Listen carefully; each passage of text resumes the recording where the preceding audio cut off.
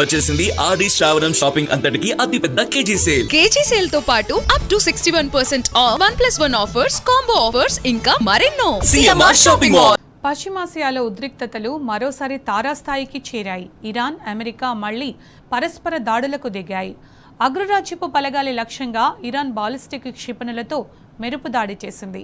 Iran దాడులకు ప్రతీకారంగా టెహ్రాన్కు మద్దతిచ్చే Malaysia గ్రూపులపై America, Saudi Arabia సేనలు సంయుక్తంగా దాడులు చేస్తున్నాయి.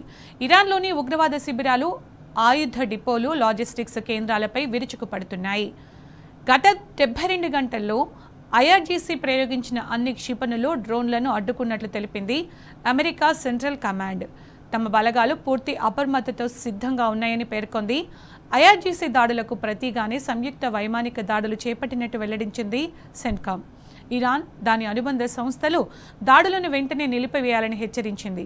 ఇరాన్పై ఆంక్షలు, దిగ్బంధనాన్ని తీవ్రం చేసేందుకు 20కి పైగా అమెరికా నౌకాదళ యుద్ధ నౌకలు మోహరించామంటోంది.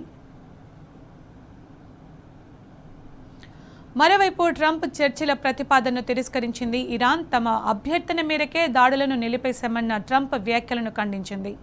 అమెరికాతో చర్చలు జరిపే ప్రణాళికలు ఇరాన్కు లేవని స్పష్టం చేసింది.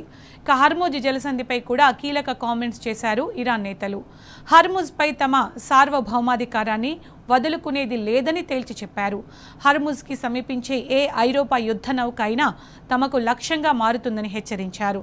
తమ దేశ భద్రత కోసం కొత్త మార్గాలను కనుగొన్నామని, యుద్ధం మళ్లీ మొదలైనా సరే వెనక్కి తగ్గేది లేదని అంటున్నారు.